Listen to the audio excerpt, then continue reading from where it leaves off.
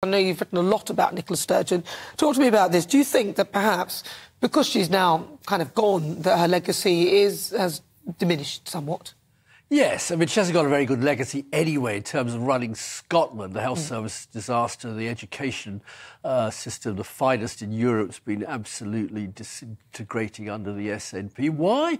Because they're a nationalist identity party. And when you choose nationalist identity over the interests of the country, you often founder.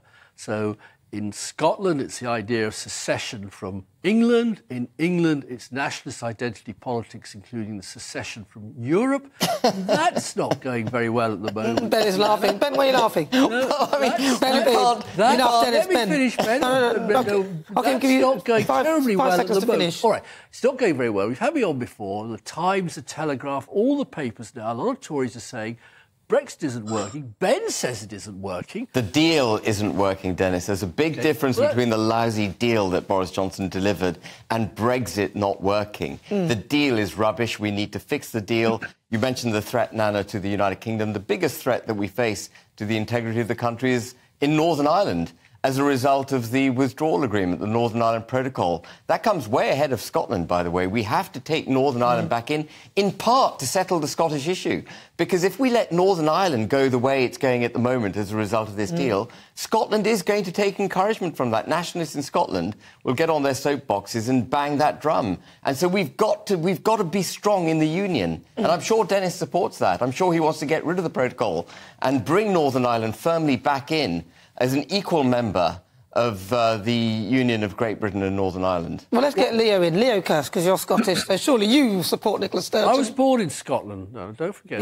But you haven't got a Scottish accent. What's that got to do with it? Yeah, Go on, where are you? I'm not a supporter of Nicola Sturgeon. I mean, I think Nicola Sturgeon was, for all her faults, she was the greatest asset the SNP had. I mean, she was a great communicator and she could really sell this message. But yeah, they're a single issue party. They've been in power for a long time. It was 2007 that the SNP took power in Scotland. So they've got the same malaise that's affecting the Tory party. They're just tired and they haven't been able to sell this message. Now the Scottish people, I mean, independence is a very emotive, very saleable message to people who might not follow politics too closely or be too concerned about the minutiae of the technocratism of running a country.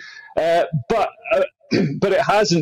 it hasn't delivered. People are now starting to see. You just need to drive around Glasgow and you can see the state of the city, the potholes everywhere. The SNP have completely failed on every aspect of government apart from banging on about independence. And the other thing that they've sort of managed to do quite well is sort of leverage money from Westminster. They get through the Barnett formula. They get an extra, I think it's around £16 billion a year to basically paper over the cracks in their own failings. But there's huge amounts of. I mean, it looks like there could be corruption. Scotland's quite a small country, so the economy, corporations are close to the government. Nicola Sturgeon centralised government power through the police and also through all arms of the economy. And because the government spends so much money in Scotland, it's very the government has a.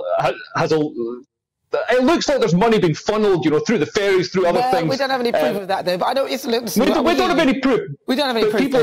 People have been saying it. So I think people in Scotland are waking up to the fact that independence it's a bit of a dream, and they'd rather be able to feed their kids and not die, age 35. Brian Monteith. Well, the dream is not dead for independence because that's what it is. It's a dream. And for many people, probably all four that you've got on here today, it's a nightmare. But Nicola Sturgeon was a very effective communicator. Let's face it, she was able to sell snake oil and people bought it. But the truth is, she got the wrong concoction the last time round with her gender recognition bill, and that really was a board. It was unpopular. People were against her, and her ratings have plummeted, and the SNP ratings have plummeted.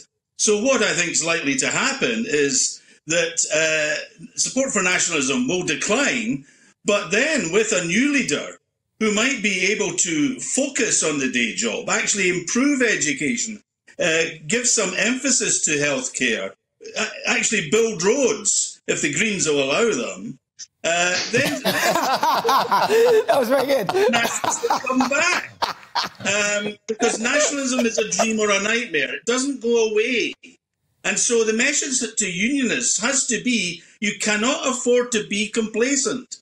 You have to sell and sell over again the beauty of being British, the beauty of being in the United Kingdom, and all the advantages that gives us. And unless they do that, and just take it for granted that Sturgeon's demise is job done, then the SNP will probably win the next election again. Well, the Labour Party are coming up a little bit, but I mean, the failure of the Labour Party is really one of the biggest reasons why the SNP have managed to have such a stronghold. Ben, you were laughing when you were laughing in that. Why? Well, I think Brian never speaks anything other than absolute pure sense, and, you know, we just saw that again. But Brian's quite right. You know, you've got to have policies for Scotland. If you're going to win the debate for nationalism, Scotland's got to be seen to be doing well. And what I thought was quite interesting recently when we put taxes up in this country, Scotland, instead of using the opportunity to actually undercut England and attract talent north of the border, actually set their tax rates slightly further north of where ours are.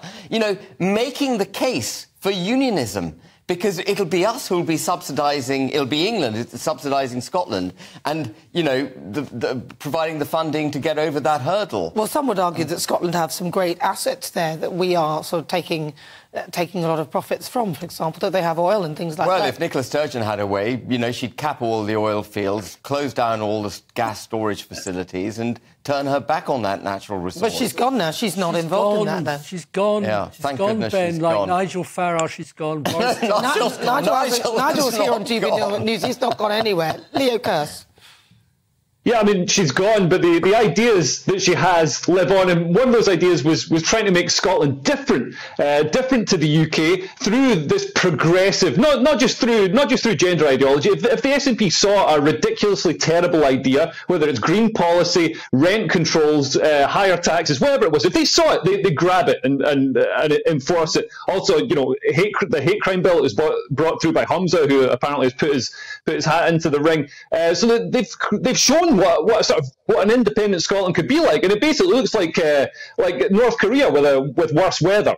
Well, I don't know.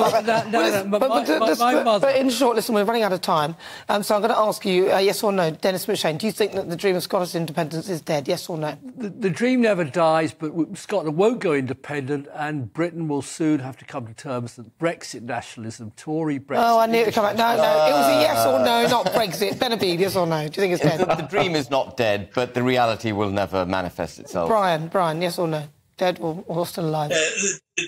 Like communism, the dream will be maintained. But let's be clear about it. Brexit actually makes independence harder. So Brexit is something Dennis should support if he wants to keep the United Kingdom together. And Leo, final word to you, very briefly. Yes or no? Is the dream of independence, in your view, dead in Scotland? It's not dead, but I think it's going to be curdled by ultra-nationalists and ethno-fascists, reappearing in the SNP's ranks.